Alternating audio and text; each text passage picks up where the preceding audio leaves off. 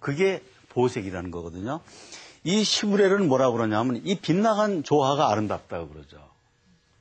제가 동경에서 한번 이걸 가지고 발표를 한 적이 있었어요. 칼라 세미나를. 그래서 이 얘기를 했더니 다양한 관중들이 웃어요. 막. 보니까 동시에 통역하는 아줌마가 덧붙인 거예요. 자기 얘기를. 뭐라 하냐면 빗나간 인생이 아름답다. 이렇게 얘기를 해가지고 관중이 막 웃은 적이 있어요. 근데 누구나 자연계에서는 다 빗나가게 아름답게 조화가 돼요. 근데 여러분들도 그렇고 나도 그렇고 다 빗나간 인생이 더 아름다운 거예요. 나는 어릴 때부터 악기 연주하는 것이 제 꿈이었어요. 근데 그 꿈이 악기 연주하고는 거리가 멀어졌잖아요. 디자이너가 됐으니까. 그건 뭐냐면 빗나간 인생이거든요. 저는 어릴 때 연주자고 되고 싶었는데 선생님 때문에 안 됐어요. 선생님 때문에. 그래서 선생님 보고 음악 시간이 되면은 선생님께서 풍금을 저기 있는 걸 갖고 우리 반으로 가져오라고 그래요. 그럼 제가 늘 그 풍금을 가지고 와야 돼. 몇 명이서. 얼마나 힘들어요. 그 요만한 어린애들이 그 풍금을 들고 와야 되니까. 그래서 손 들어요. 선생님, 고기 잡으러 가요. 그러면 선생님이 입이 이만해져요. 그래. 그러면 학교 앞에 냇물이 흘렀어요. 거기에 2학년 3반이라고 쓴 그 양동이를 들고 나가면 전교생이 물에서 놀면 그 양동이를 하나를 잡아요. 물고기를.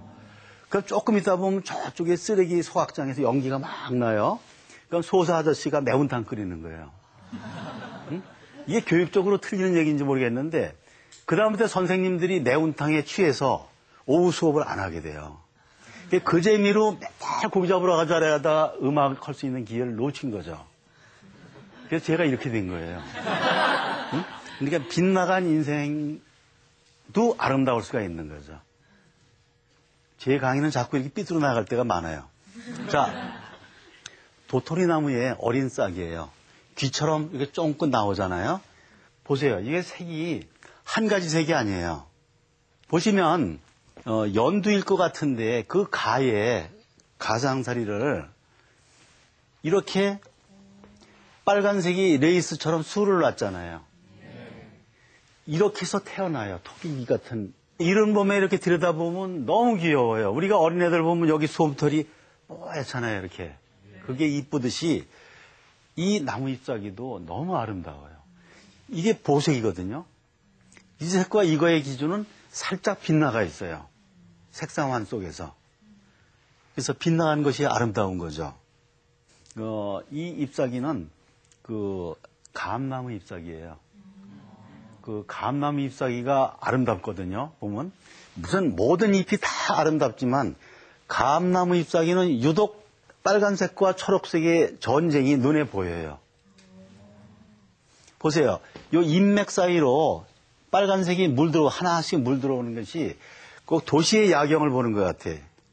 불이 들어오기 시작해서 불이 탁탁탁탁 켜지듯이 빨간 불이 탁탁탁탁 켜지면서 이파리가 물이 들어가는 거거든요. 이거는 흔히 길거리에서 떨어져 있는 프라타나스의 잎사귀예요.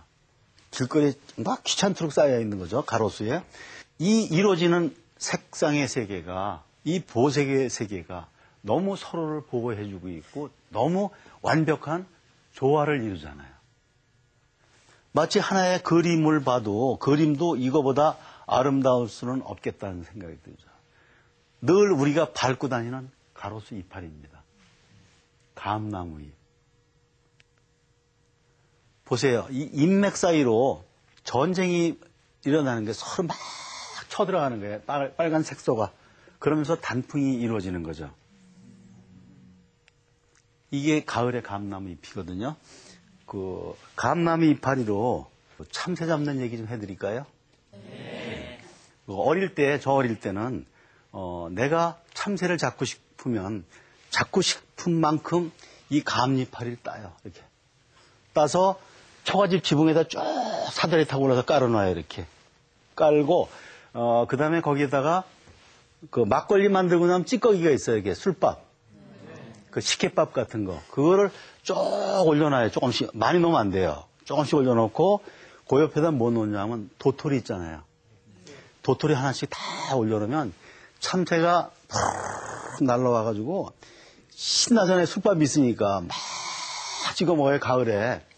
찍어 먹다 보면 어떻게 돼요? 나른해가지고 나른한데 보면 옆에 도토리가 있잖아요. 야, 그 경상도 말로 그래요. 에이, 엎어진 김에 쉬어간다고. 아유, 자자. 그 도토리를 밀고 자요, 거기서. 근데 감나무의 속성은 이파리가 또르르 말려요, 마르면서 가을 햇빛에.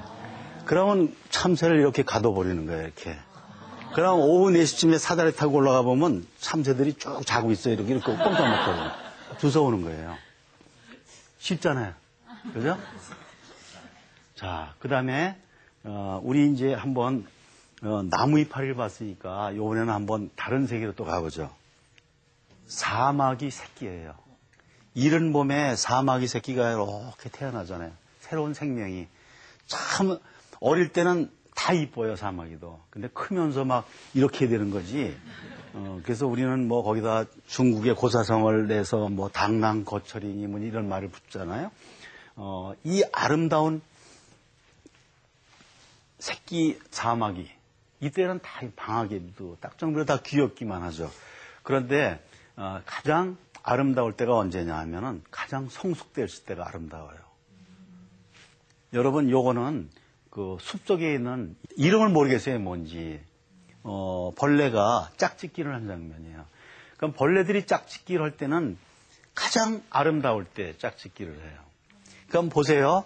여기에서 이루어지는 색상들은 다 보색의 관계입니다. 다 보색의 관계인데 들여다보면 볼수록 빠져버려요. 너무 신비스러워서. 이와 유사한 벌레가 비단벌레라는 게 있습니다. 그 비단벌레가 옛날 신라 시대 때는 그 장군의 갑옷에다가 데코레이션 장식으로서 쓰이기도 했었다고 그래요. 일본에서는 지금도 이 벌레를 따로 기르고 있다고 그러더라고요. 비단벌레를. 근데 비단벌레인지 모르겠는데 이게 비단벌레처럼 아름다워요.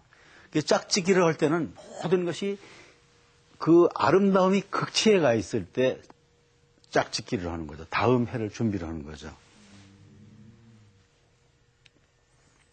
이런 거 사진을 찍기가 참 힘들어요.